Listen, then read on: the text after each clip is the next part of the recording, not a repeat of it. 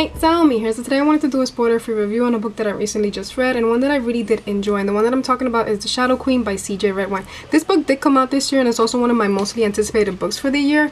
This is a Snow White retelling with a magical twist to it. It does include dragons, ogres. You also have a battle to seize the throne from an evil vindictive queen. You have action scenes that are fast-paced. You have fierce and lovable characters. You also have moments that make you feel empathy towards the characters out of the situations that do emerge throughout the outcome of the book. The world building in this book is one that I really did enjoy. You do have a map that's being presented in the book, but basically all the outcome takes place in two specific kingdoms. You have the kingdom of Ravenspire and you have the kingdom of Elder, that's the way I think you pronounce it, E-L-D-R. And in the kingdom of Ravenspire, you have a magical battle to seize the throne from an evil vindictive evil queen, which I think I said evil twice. But anyways, in the kingdom of Elder, you have a battle between ogres and dragons, or draconite. Once the two royals from these separate distinctive kingdoms meet, this is when their lives become intertwined and everything starts to unravel in front of their eyes. And it's either going to be a battle to crown them as future king or queen, or to erase their very existence. You have characters that are strong, you have characters that are very athletic, especially Lorelai and Leo. These are the two siblings from the Ravenspire kingdom, and I love both of them. I love their sibling interactions, how they goofed off, how they loved one another, how Leo was just so funny. I loved him. I enjoyed his character so much. And Lorelai, even though she is a princess, she is a fugitive at large because obviously her kingdom was taken from her and she has to seize her kingdom from this evil queen. They're not called sorcerers, they're not called empresses, they're not called any of that magical twist that it has to it. They're called mardushkas. It's something that is different. A lot of these names, they do have this kind of Ukraine, Greek, Russian kind of aspect to it because these names are really long. I'm gonna insert a name so you can see how long, and like if I try to pronounce these names, I'm just gonna butcher them. I'm really glad that they were given short names. But you also have the introduction of Cole, and Cole is a draconite. I really did love the draconite. They are very fierce, very loyal. You do also have other draconites that are being introduced, and I really did enjoy their characters because you do have side characters that are very enticing, and I really did enjoy reading about them and how funny, or just sometimes they were just very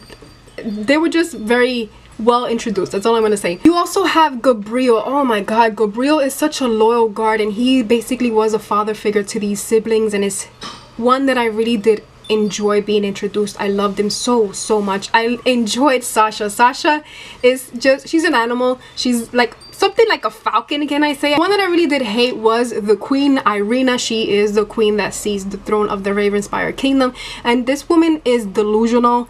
I honestly do not like her at all, but she's crazy. Let's just say that woman is crazy, and she deserves for that throne to be taken away from her. And I enjoyed everything that was being told throughout the entire story. There are some things that you were like, wow, woman, you really don't have a heart. But what can you expect from an evil, vindictive, wicked queen? Not much, really, honestly. In this book, you have points of view that it's like an omniscient narrator, but you do have it centralized around your three specific main characters, which is Lorelai, Cole, and Irina. And I liked the way it was switching between them because you got to see everything from every single one's points of view. And I really did enjoy this book because you, like I said, you do have a map that creates a world building even better in your eyes. You do have a love that's very beautiful, and one that I did enjoy because you don't have insta love and you do not have a love triangle. And it's something and it's something that I'm going to read because she does say that I'm not in love with him.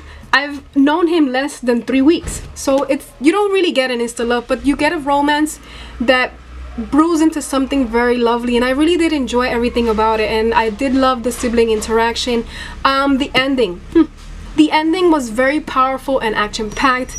You did know that something was going to await, like somebody's demise was going to come, but you really didn't know if it was the queen's or if it was the princess. And it was something that I had, like, I was holding my heart so badly because I was like, what is going to happen in here? But it did have a wonderful ending. It wrapped up very good. I enjoyed everything about this book, and it's one that I really did enjoy reading. And I'm not fond of fairy tales, but so far the fairy tales that I've read, or fairy tale retellings, have been very good, and this retelling was one that was very enjoyable to read. I gave this book a 4 out of 5 stars, and I honestly humbly suggest that you read this book. That's it for my review for Shadow Queen's by CJ Redwine. I really did enjoy this. Oh, one thing that I forgot to mention is that this book is gonna have a continuation of another book, but it doesn't have anything to do with it. It is like a continuation of I think it's called Ravenspire, the series, but one book doesn't have to do with another. It's just fairy tales retellings, and the first book, it's a standalone. The second book is gonna be a standalone. It is a retelling of Rapunzel,